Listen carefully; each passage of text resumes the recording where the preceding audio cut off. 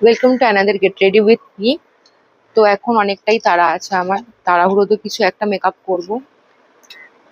ফার্স্টে আমি ইউজ করছি একটা ময়শ্চারাইজ।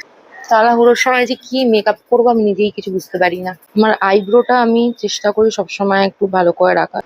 এখন আমার ফাউন্ডেশন কনসিলার সবকিছুর থেকে স্কিন টিন্ট খুব প্রিয় হয়ে গেছে।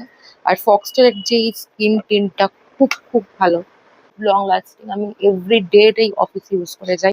ইউ ক্যান সি দ্যাট যে কতটা ন্যাচারাল লাগছে। এরপর তো অবভিয়াসলি ইউজ করবো ব্লাশ। এটা আমি হাত দিয়ে ব্লেন্ড করবো। এখন ব্রাশ ফ্রাশ কোথায় আছে,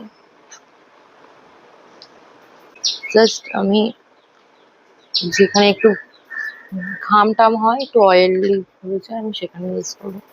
এবার একটু আমি হাইলাইটার আর ব্লাশটা মিক্স করে লাগাবো যাতে লুক অ্যাট দিস লুক। এই ব্রঞ্জার আর এটাই মিক্স করে আমি আইলিডে লাগিয়ে নেবো। সেটিং স্প্রে যেটা শেষ হয়ে গেছে, সেটিং স্প্রে দেওয়ার পর একদম মেকআপটা সুন্দর লাগছে। এই মাস্কারাটা ভাই, লুক অ্যাট মাই ল্যাশ। আচ্ছা, মার্সের একটা সেট পাওয়া যায়, তার মধ্যে 04 যে শেডটা সেটা ইউজ করছি।